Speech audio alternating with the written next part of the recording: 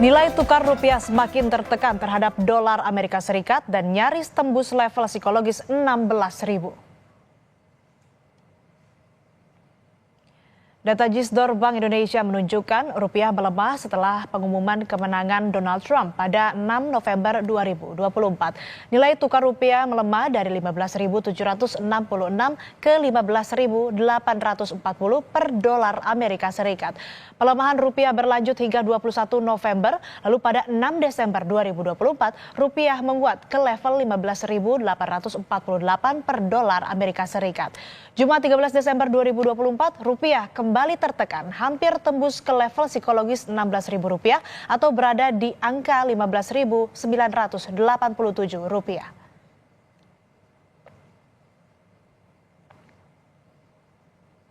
Gubernur Bank Indonesia Peri Warjio bilang depresiasi rupiah terhadap Amerika Serikat termasuk kecil. Menurut Peri, tidak hanya rupiah, mata uang seluruh dunia mengalami depresiasi terhadap dolar Amerika Serikat. Hal tersebut disampaikan Peri Warjio dalam seminar Cafe Gamma Sabtu 14 Desember 2024. Makanya dolarnya sekarang sedang super strong. Dolar yang sebelum Trump terpilih itu adalah mata uang dolar dibandingkan negara-negara maju, Pak Edimon, hanya 101. Sekarang 107. Jadi menguat hanya lebih dari 1,5 bulan adalah sekitar hampir 7-6%. Seluruh negara itu kena. Itulah angin yang sedang kita hadapi. This is the new era. Memang seluruh negara mengalami depresiasi, Mas Bud. Tapi depresiasi rupiah termasuk yang kecil, Pak Peter. Karena tanpa stabilitas, how can we memacu pertumbuhan if we do not stabil? Saudara, rupiah terus bergerak melemah. Apa yang menyebabkan pelemahan rupiah? Apakah karena sentimen Trump? Kompas Bisnis akan bertanya langsung ke Kepala Ekonom Bank Permata Joshua Pardede. Mas Joshua, selamat pagi, apa kabar? Selamat pagi, Asri, kabar baik. Mas, rupiah kan melemah di ujung tahun. Apa sebetulnya penyebabnya? Apakah karena faktor utamanya ini karena semakin dekatnya dengan pelantikan Donald Trump sebagai Presiden Amerika Serikat? Ya, itu salah satunya. Namun yang perlu kita cermati adalah penguatan dolar ini seperti yang tadi disampaikan bahwa terjadi secara global ya, di mana mata uang negara maju ini pun juga ikut melemah terhadap dolar. Yang ini juga dipengaruhi oleh, kalau kita melihat beberapa waktu terakhir ini, beberapa bank sentral global ya, seperti ECB, lalu juga Swiss National Bank, terutama Swiss National Bank ini yang di Jumat lalu memangkas suku bunganya di luar perkiraan ya. Market memperkirakan hanya memangkas 0,25% ataupun 25 basis poin. Namun Swiss National Bank ataupun SNB memangkasnya 50 basis poin. Sehingga tentu pada saat kondisi Bank Sentral Amerika belum memangkas suku bunganya, tentu ini akan ada selisih suku bunga antara Bank Sentral Amerika dengan Bank Sentral Swiss dan juga ECB. Tentu ini kan memberikan pelemahan ya terhadap mata uang utama, sehingga pada saat mata uang negara maju ini melemah terhadap dolar, maka mata uang Asia pun juga termasuk rupiah ikut melemah.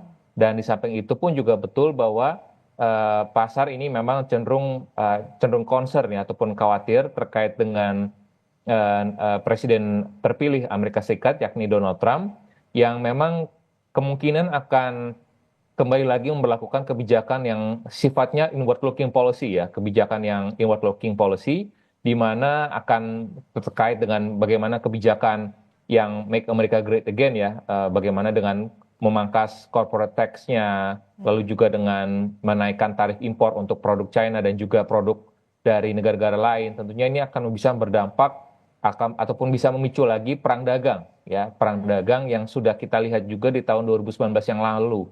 Sehingga pada saat terjadi perang dagang ini pun juga akan diwarnai juga dengan perang mata uang ya, di mana currency war ini, di mana terjadi devaluasi dari nilai tukar yuan, ini juga akan mempengaruhi juga mata uang dari mata uang Asia termasuk rupiah. Jadi kita perlu melihat lagi bahwa nilai tukar rupiah sejauh ini seperti tadi disampaikan oleh Pak Gubernur Bank Indonesia, bahwa rupiah sejauh ini secara tahun kalender ini memang pelemahannya relatif lebih rendah dibandingkan mata uang Asia lainnya. Dan tadi bahwa ini pelemahan rupiah ini tidak karena faktor fundamental, namun karena faktor sentimen, karena tadi ada Presiden Trump, kebijakannya Presiden terpilih Trump, lalu juga ada kebijakan bank sentral negara-negara maju yang memangkas suku bunganya relatif lebih cepat dibandingkan Bank Sentral Amerika Serikat, dan juga adanya juga pelemahan ekonomi di Tiongkok ya, sehingga ini pun juga mempengaruhi juga potensi kinerja ekspor dari negara-negara Asia termasuk Indonesia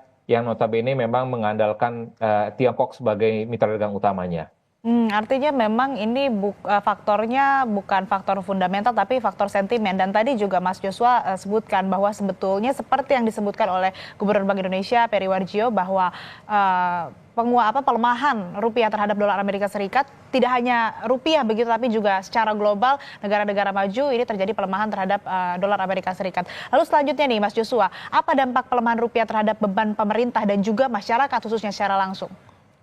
Ya, kalau kita bicara terkait dengan dampaknya kepada masyarakat, tentu ini akan mempengaruhi kepada potensinya berdampak kepada barang-barang impor, ya, karena otomatis barang-barang yang dikonsumsi masyarakat yang notabene adalah barang impor tentu harganya akan meningkat, ya, karena depresiasi rupiah tersebut atau pelemahan rupiah tersebut akan mendorong tadi kenaikan dari harga harga barang tersebut, ya. Sehingga harga barang konsumsi khususnya yang notabene barang impor ini akan cenderung meningkat. Namun kalau kita bicara terkait dengan dampaknya terhadap pemerintah, memang kalau kita bicara sensitivitas dari APBN, ini memang ada dua sisi ya. Kalau kita bicara dampak dari pelemahan rupiah terhadap penerimaan, ini memang ada dampaknya peningkatan penerimaan, khususnya ada PPh migas ya, karena tentunya penerimaan kita akan meningkat juga. Namun di sisi lainnya tentu akan lebih besar lagi dampaknya kepada belanja pemerintah ya, belanja negara ini akan khususnya untuk belanja subsidi ini akan cenderung meningkat juga ya, sejalan dengan belanja subsidi dan juga interest payment ya, utang pemerintah ini pun juga akan meningkat sejalan dengan pelemahan rupiah. Jadi kalau kita bicara misalkan APBN 2025 itu sensitivitas dari setiap pelemahan rupiah sebesar 100 rupiah per dolar itu akan ada dampaknya terhadap pelebaran defisit sekitar 3,4 triliun rupiah ya, di mana tadi dampaknya terhadap penerimaan ada dampaknya sekitar kenaikan 4,7 triliun, namun dampaknya kepada belanjanya juga akan naik sekitar 8 triliun. Jadi net-netnya sebenarnya masih akan ada pelebaran defisit sekitar 3,4 triliun. Jadi memang pelemahan rupiah ini cenderung akan berdampak negatif ya kepada sisi keuangan pemerintah dan juga keuangan masyarakat. Selanjutnya di akhir tahun 2024 atau sampai akhir bulan Desember ini, apakah rupiah masih akan melemah, Mas Joshua? Ya, yang perlu kita ketahui bersama bahwa Bank Indonesia selalu berada di pasar untuk menjaga stabilitas rupiah, dan yang perlu kita ketahui bersama adalah sekalipun memang saat ini dolarnya cenderung menguat ya, dan kalau kita melihat juga beberapa data ekonomi Amerika menunjukkan bahwa kinerja ekonomi Amerika masih solid ya, data inflasi juga masih relatif dalam target kisarannya, meskipun memang tingkat pengangguran ya di bulan November yang lalu itu cenderung meningkat ya, seperti dilaporkan. Nah ini memang di bulan ini khususnya di minggu ini Bank Sentral Amerika akan mengadakan FOMC meeting, dan memang market ataupun pelaku pasar memperkirakan bahwa Bank Sentral Amerika probability-nya ya untuk memangkas suku bunganya sekitar 93%. Ya, jadi artinya ada potensi untuk Bank Sentral Amerika untuk memangkas tingkat suku bunganya 25 basis point di bulan Desember ini. Sehingga pada saat nanti ada potensi Bank Sentral Amerika untuk memangkas tingkat suku bunganya, ini diharapkan memang akan ada potensi penguatan dari nilai tukar global, terutama mata uang Asia. Ya, nilai mata uang Asia ini termasuk rupiah akan berpotensi menguat sejalan dengan ekspektasi penurunan suku bunga di Amerika Serikat. Jadi dan di samping itu pula juga kami melihat bahwa di pasar saham biasanya terdapat fenomena window dressing ya, biasanya di akhir tahun itu biasanya untuk investor itu dia akan melakukan window dressing, sehingga akan ada potensi penguatan dari sisi kinerja pasar saham, sehingga ini pun juga akan bisa mendukung penguatan dari sisi nilai tukar. Sehingga harapannya kami tetap melihat bahwa hingga akhir tahun ini nilai tukar rupiah masih akan tetap terjaga di bawah 16.000 per dolarnya, mengingat beberapa indikator faktor fundamentalnya seperti cadangan devisa, lalu juga transaksi berjalan, lalu juga neraca perdagangan, ya semuanya dari sisi keseimbangan eksternal kita masih menunjukkan kondisi yang solid. Keseimbangan internal kita pun juga dari pertumbuhan ekonomi, dari inflasi, semuanya menunjukkan indikasi meskipun memang terjadi stagnasi ataupun perlambatan dari sisi pertumbuhan ekonomi, namun secara umum ya kalau kita melihat dari sisi keseimbangan eksternalnya masih menunjukkan kondisi yang cukup terkendali, sehingga itu yang mendukung sebenarnya kondisi rupiah tetap terjaga di bawah 16.000 per dolarnya.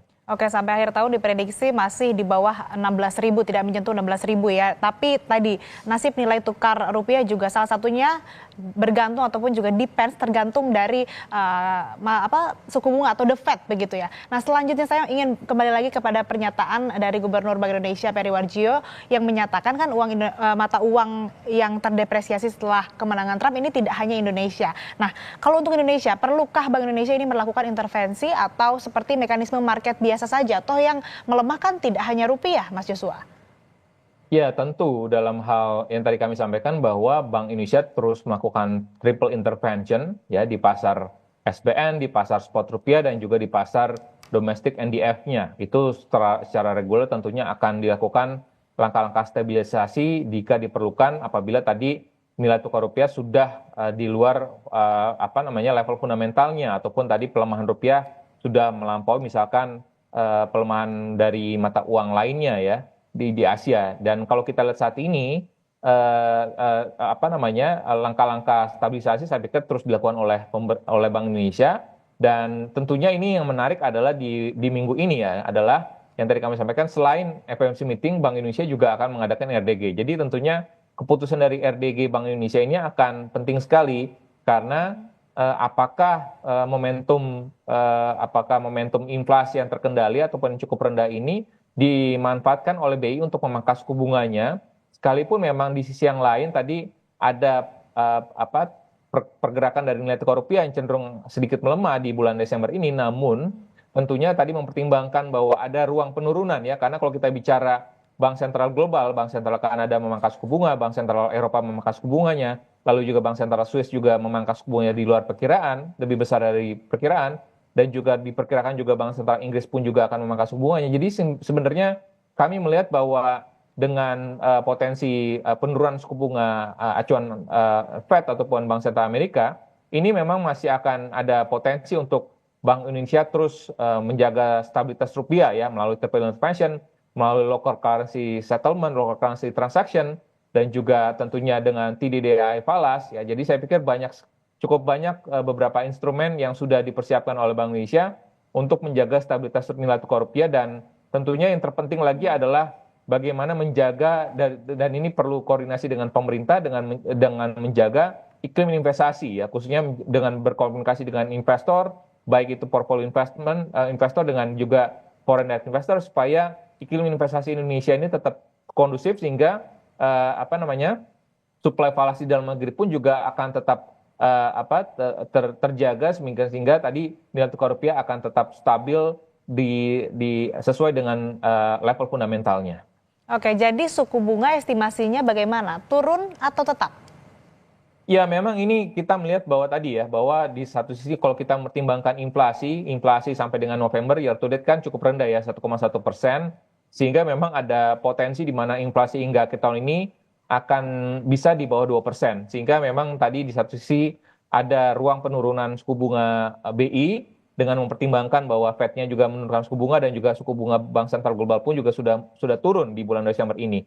Namun tadi tentunya ini kita perlu pertimbangkan lagi adalah pergerakan nilai tukar rupiah ya, apabila nilai tukar rupiah ini memang cukup mendasar, tentu Bank Indonesia pun juga cukup perlu berhati-hati ya untuk memangkas suku bunga. Namun kami melihat di bulan Desember ini penurunan suku bunga BI ini cukup terbuka ya, karena tadi suku bunga global turun dan juga suku bunga BI Fed pun juga diperkirakan turun. Jadi memang momentumnya ini cukup terbuka untuk Bank Indonesia memangkas suku bunganya, dan ini diharapkan akan bisa juga mendukung pertumbuhan ekonomi ke depannya, karena concernnya kan selama setahun terakhir ini adalah daya beli kelas menengah kita menurun, lalu juga ekonomi melesu dari sisi lapangan usaha. Tentu diharapkan dengan adanya penurunan suku bunga ini pun juga diharapkan menjadi motor penggerak perekonomian di tahun 2025 mendatang.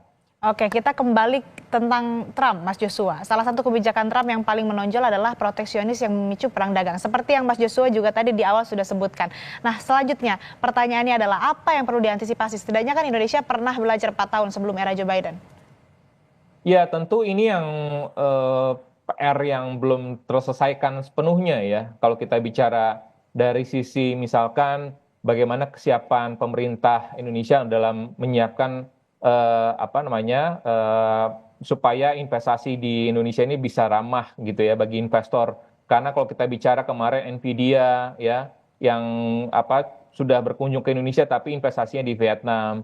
Lalu juga masih tertundanya investasi dari Apple ke Indonesia gitu ya, masih dikaji. Jadi artinya masih banyak sekali pertimbangan-pertimbangan yang dilakukan oleh investor untuk berinvestasi di Indonesia. Dan sama halnya juga nanti dengan potensi terjadinya trade war antara Amerika dengan juga China, ini pun juga perlu kita optimalkan relokasi perusahaan-perusahaan ataupun pabrik dari China, dari keluar China, khususnya ke ASEAN, ini perlu kita tangkap momentum tersebut. Sehingga oleh sebab itu bagaimana kita meningkatkan produktivitas perekonomian kita, bagaimana kita bisa meningkatkan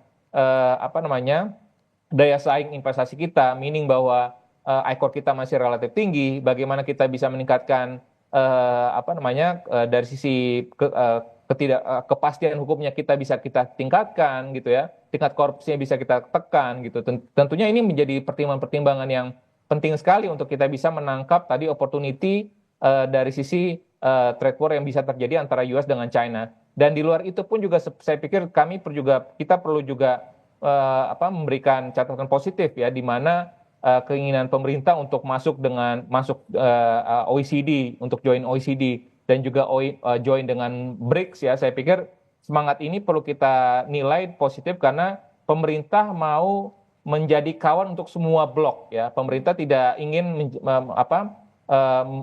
mencari satu blok saja ataupun blok satu Amerika ataupun China saja, tapi pemerintah mau menjadi kawan untuk semua pihak ya, dan itu saya pikir positif sekali untuk mengekspansi atau mendorong juga ekstensifikasi dari tujuan ekspor kita, meningkatkan bilateral trade dengan investasi juga dengan berbagai negara. Karena kalau kita bicara BRICS sendiri, kita masih belum punya free trade agreement misalkan dengan Brazil, dengan Rusia, dengan South Africa, dan juga dengan OECD. Saya pikir ini opportunity ini pun juga saya pikir ini akan bisa kita optimalkan untuk bisa memitigasi dampak negatif yang akan bisa muncul seketika pada saat nantinya Presiden terpilih Trump akan memberlakukan kebijakan impor tarif dan juga kebijakan-kebijakan ekonomi lainnya yang inward-looking policy yang bisa mempengaruhi kondisi ekonomi global di tahun 2005 mendatang. Baik, Mas Joshua, hari ini 16 Desember nih, pemerintah kan akan mengumumkan paket kebijakan ekonomi termasuk dalamnya adalah PPN. Singkat saja Mas Joshua, apakah ini akan berpengaruh terhadap rupiah? Ya, sejauh ini kami melihat bahwa dampaknya relatif tidak terlalu signifikan karena kembali lagi bahwa rupiah ini cenderung akan dipengaruhi tadi oleh faktor sentimen dari eksternal yang lebih mempengaruhi pergerakan rupiah. Namun tentunya paket kebijakan ekonomi dari pemerintah ini akan turut mempengaruhi bagaimana prospek pertumbuhan ekonomi Indonesia di tahun 2005 mendatang. Sekalipun memang tentunya seperti yang kita ketahui terakhir bahwa pemerintah akan memberlakukan PPN multitarif, namun diharapkan bahwa di satu sisi pemerintah akan terus dapat mengoptimalkan penerimaan, namun di sisi lain pun juga pemerintah juga perlu memberikan perhatian juga ya kepada dukungan kepada masyarakat kelas menengah sehingga tidak terus terbebani oleh kebijakan pajak yang disasar oleh pemerintah kepada kelas menengah, sehingga pemerataan pembangunan atau perekonomian ini tetap terlaksana dan tetap pertumbuhan ekonomi kita bisa lebih berkualitas lagi ke depannya. Baik, artinya tadi sudah kita bahas juga nilai tukar rupiah terhadap dolar Amerika Serikat ini dipengaruhi oleh faktor sentimen begitu, bukan faktor fundamental. Dan bagaimana untuk kemudian bisa menjaga nilai tukar rupiah tadi sudah dibahas juga, ada beberapa faktor yang bisa ditanggulangi ataupun juga diantisipasi oleh pemerintah. Dan tapi memang catatannya untuk sampai akhir tahun 2024 meskipun ada penurunan nilai tukar rupiah terhadap dolar, tapi diprediksi tidak akan melebihi atau menembus Rp16.000. Terima kasih Mas Joshua Pardede, ekonom Bank Permata telah bergabung bersama kami di Kompas Bisnis. Sehat selalu.